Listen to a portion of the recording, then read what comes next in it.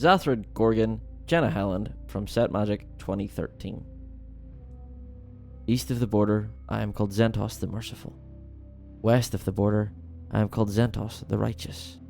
In the place where the east meets west, I am just a man alone in a monk's cottage in a monastery deep in the borderland mountains.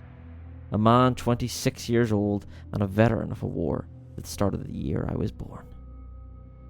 An hour to the east is Ancaris, the city of my birth. It's an ancient city, so old that the dust between the flagstones is the remnants of temples built in its infancy. There, my parents, my wife, and legions of admirers would joyfully welcome my return. They venerate Xentos the Righteous, the soldier who brought glory on all who dwell in Thun. But what of those who cry for Xentos the Merciful, the soldier who ended the war through an act of mercy, unparalleled in a war-torn land? What of their eastern city with its ancient temples? They blessed me for sparing their elder Sun King, a man of unnatural long life and wisdom. Their storytellers called me Goddess-born. My mother, who nearly died bearing me, laughed to hear such foolishness.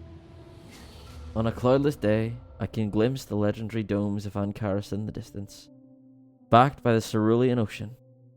But it's night, cold and misty, and I see only shadows outside my open window. By choice, my world has narrowed to 4 things: a sleeping pallet, the empty desk at which I sit, the ring upon my finger, and the flask of poison. The ring came to me the day the war ended on Fleet Rock, the day I did not execute a man. The poison I obtained the day Ancaris celebrated the scourging of the East. If I drink to righteousness, I end myself in the name of the great city on the western horizon. If I drink to mercy, I end myself for that eastern city, now a shamble of charred stone. You could not draw a straight line between my heart and that devastation. But in the borderland, in this place where I am nothing but a man, it is my burden alone. So I'll lift the flask in praise of the elders, to ancient temples, to men who forsake glory, but I'll drink to oblivion and rejoice as darkness falls. The wooden door of the cottage slammed open against a gust of wind, and the crash struck Xentos out of his dark slumber.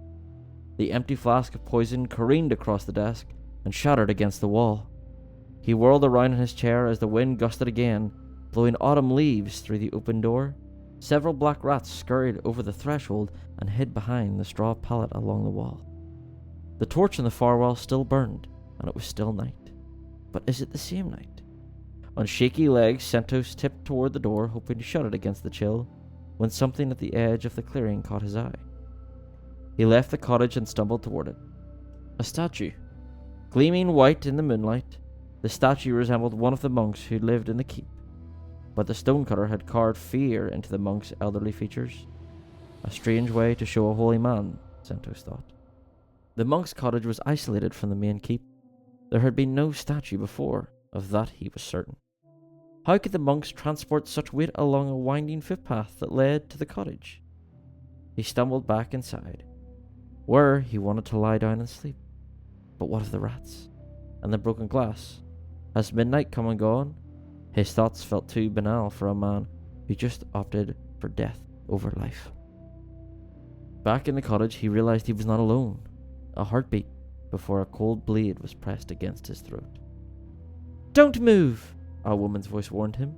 She sounded young, like one of the youth who lived in the village below the monastery.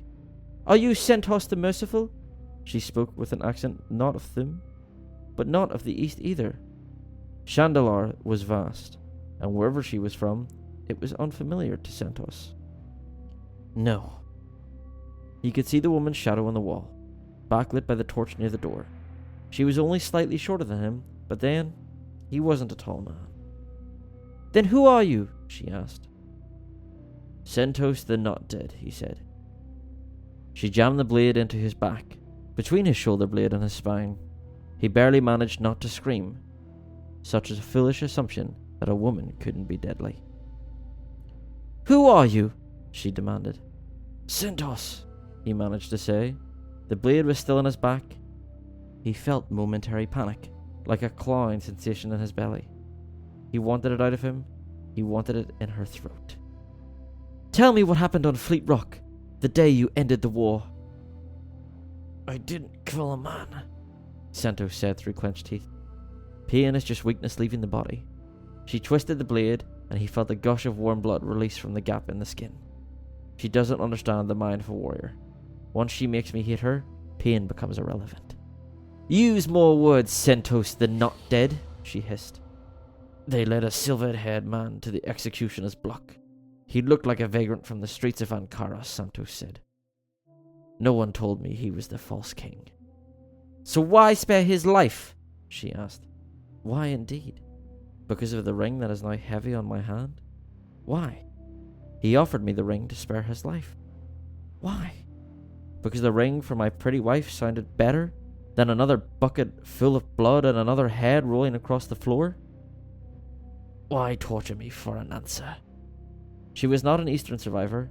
An Easterner would have murdered him for calling the silver-haired man a false king. She ripped the blade from out the left side of his spine and drove it into the right. But as fury warmed his chest, the pain disappeared. Oblivion could wait until he snapped her neck with his bare hands. He tried to spin around, but her grip was iron, far stronger than he had expected. She slammed him down onto the desk, his face grinding into the broken shards of the poison flask.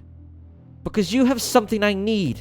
She pushed his head down with such force, it felt like planks would snap under the pressure. "Why did you spare his life?" "Because it could have been me on that block, or my son, or anyone in the midst of that miserable war. I did it out of mercy." It was a lie he had told many times before, and had flowed easily from his lips. She'll believe me because she thinks I want to be alive. "Was it part of your secret plan to use their surrender against them?" she asked. "Get them to lay down their weapons and then rip their throats out?" "No, my superiors saw an advantage where none had been intended." That was not a lie. The words felt like pebbles on his tongue. No straight line between my heart and that devastation. "So what they say is true. You are a righteous man." Usually when someone called him that, it was with deference, but he heard no respect or awe in her tone. "Does that give you peace?" Santos asked, still hating her, still immune to the blade in his back, still watching her shadow on the wall. "Peace?" she scoffed. "I am cursed. A demon requires payment.